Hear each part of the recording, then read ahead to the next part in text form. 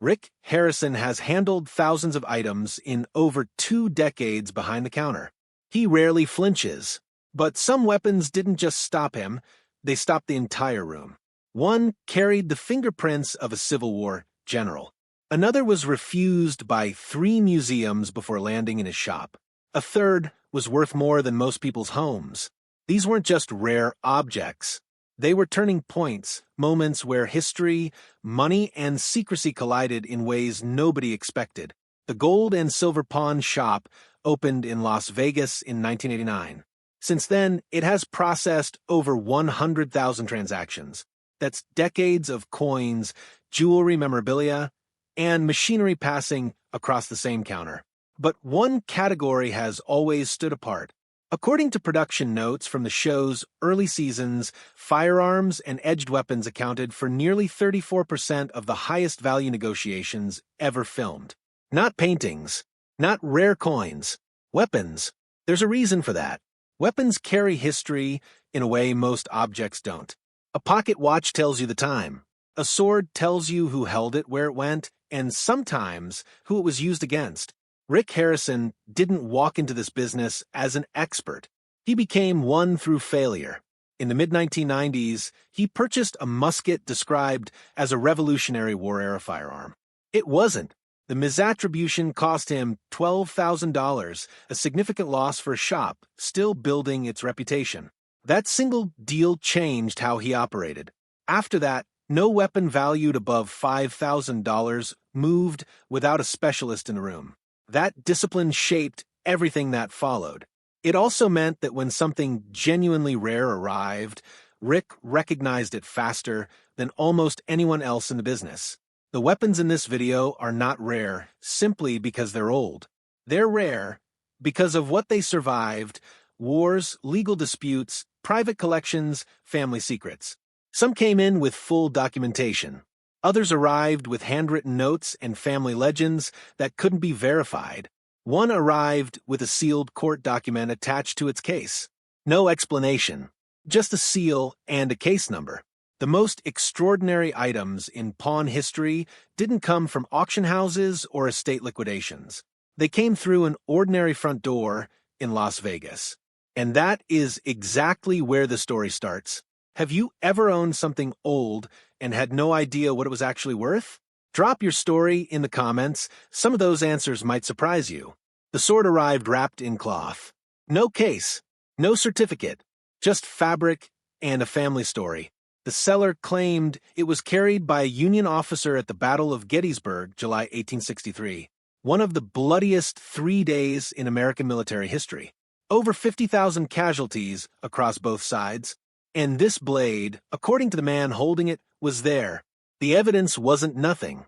The blade bore an 1862 Springfield Armory stamp, the kind of marking that legitimate Civil War weapons carried.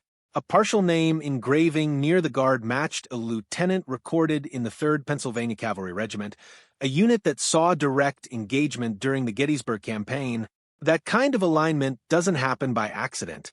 Either the sword was genuine, or someone had gone to extraordinary lengths to make it look that way.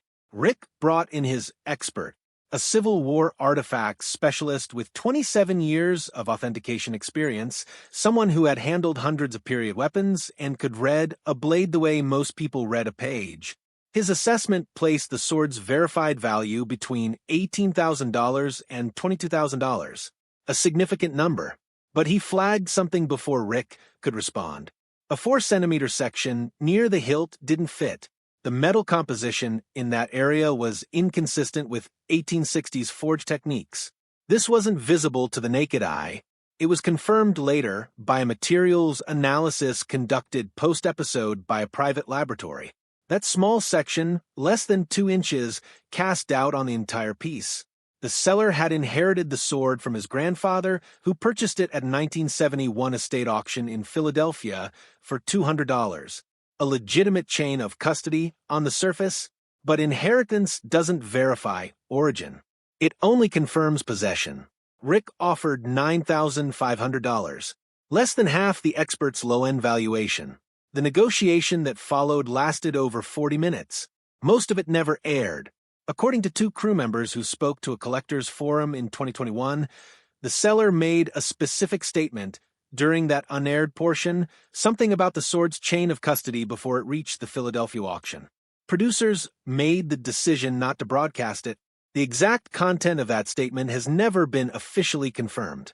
What is known is this. After that episode, Rick changed how he handled every Civil War item that followed. He added a second verification step. He started asking different questions. Something in that room shifted his approach permanently, and the cameras weren't rolling when it happened. Some items arrive at the pawn shop with too much history. This one arrived with almost none. In 2013, a flintlock pistol came through the front door of the Gold and Silver. No registered owner. No auction record. No provenance document of any kind. Just the weapon itself and the person carrying it. What made it immediately unusual was the craftsmanship. The piece featured a gilded pan cover, a detail associated with high-status commissions rather than military issue. The maker's stamp on the barrel partially matched records held by the Musée de l'Armée in Paris, an institution that catalogs approximately 14,000 pre-revolutionary French firearms. A partial match is not a confirmation, but it is not nothing either. 3 separate dealers had already examined this pistol in the 5 years before it reached Las Vegas. All 3 passed. That pattern matters. Dealers pass on items for 2 reasons: they can't sell them or they don't want to be connected to them. Which reason applied here was never made clear. Rick's consultant was direct about the upside. Comparable authenticated pieces from 18th century French royal armories had sold at Sotheby's for between $35,000 and $60,000. The seller was asking $28,000, already below market if the piece was genuine. Rick countered at $14,000, citing the complete absence of documentation. A reasonable position. Without paperwork, the risk sits entirely with the buyer. Then something unusual happened. The seller didn't argue the price. In a negotiation involving a potential $60,000 item, there was no pushback. Instead, the seller received a phone call mid-negotiation. Shortly after, the pistol was withdrawn from the sale entirely. No explanation was given on camera. According to a collector who later corresponded directly with the seller, the decision to pull the pistol came from someone else, not the person standing at the counter. Who made that call and why was never disclosed. The pistol never appeared in any public auction record after that day. No estate sale. No private listing. No museum acquisition.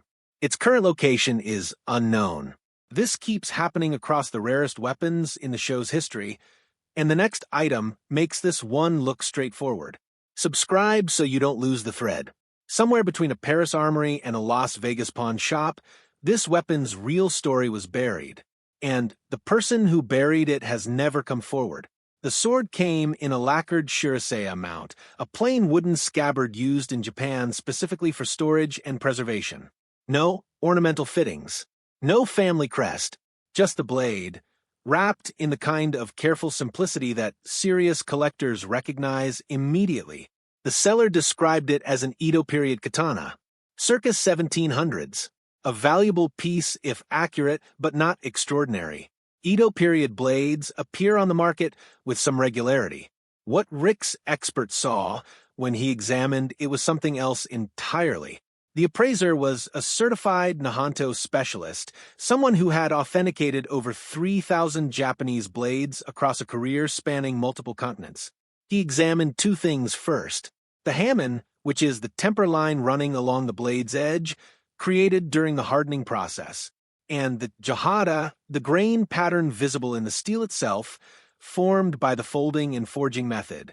Both pointed in the same direction. The characteristics were consistent with the Sasha tradition, one of Japan's 5 classical sword schools. Sasha blades were produced between the 13th and 16th centuries, potentially 400 years older than the seller believed. That single assessment changed the room. A 2017 Christie's Japan auction catalog documented comparable authenticated Sashu pieces selling between $74,000 and $95,000. If this blade was genuine, its value exceeded $80,000. possibly significantly more depending on the smith. But there was a problem. The tang, the nakago, the portion of the blade hidden inside the handle, showed filing inconsistencies. Specific areas had been polished in a way that suggested deliberate alteration. This practice has two known histories. During wartime Japan, swordsmiths sometimes removed their signatures to protect their identities. In modern times, the same technique is used to erase original attributions before replacing them with more valuable ones. Which history applied here could not be determined on camera. The seller was a retired U.S. military officer. His father had brought the sword back from Japan after World War II, a common path for blades that left the country during the post-war occupation period. That origin point carries legal considerations under Munitions Act import provisions, a layer of complexity that added weight to an already complicated transaction. Rick did not complete the purchase. After the cameras cut, the appraiser spoke quietly to Rick. A production assistant present that day described the exchange in a 2020 online interview. According to that account, the appraiser indicated the blade may have carried a documented ownership history far older and far more significant than anything discussed on screen. Neither man chose to elaborate publicly. What was said in that moment has never been formally confirmed. But Rick walked away from a potential $80,000 item without a counteroffer. That decision alone says more than any statement either man has made since. Most people have sold something without knowing its real value, a piece of furniture, a coin, an old tool from a grandparent's garage. This transaction is for everyone who's ever done that and wondered afterward. The Colt single-action army revolver is one of the most recognizable firearms in American history. Hundreds of thousands were produced. Most that surface today are worth a few $100s, common, well-worn, and impossible to trace. This one was different from the moment it arrived. The serial number was the first indication. Colt maintained meticulous factory shipping ledgers throughout the late 19th century, and this number was traceable. Records maintained by the Buffalo Bill Center of the West in Cody, Wyoming, one of the most comprehensive repositories of Western Americana documentation in the country, confirmed both the shipping date and the original retailer. That alone was unusual. Most weapons from this period arrive with broken chains of custody, gaps of decades where ownership is simply unknown. This revolver came with a name attached, a lawman from a New Mexico Territorial Sheriff's Department, active between 1881 and 1894. The documentation connecting the serial number to that individual was not a family story. It was paperwork, verifiable cross-reference paperwork. The physical condition matched the documentation's credibility. Case-hardened coloring remained at 94%, an exceptional figure for a firearm of this age. The grips showed period-consistent replacement, which is expected and does not diminish value. The cylinder where patterns indicated the gun had been fired an estimated 40 to 60 times across its entire working life. For a lawman's sidearm from the territorial period, that number suggests it was carried far more than it was used. A working tool, not a display piece, but barely used as either. Rick's opening offer was $32,000. The seller countered. What followed was an 11-minute negotiation, during which Rick made no serious attempt to drive the price down. Former staff members noted this was nearly unprecedented. Rick Harrison built his reputation on patience and pressure, on waiting out sellers until the number moved in his favor. Here, he barely applied either. The final agreed price was $45,000, making it one of the largest single-item purchases documented on the show at that time. The speed of that decision was not generosity. It was calculation. Rick recognized what the seller did not, that the documentation, condition, and provenance alignment on this revolver placed it in a category that rarely surfaces publicly. Items like this typically move through private networks before they ever reach a walk-in counter.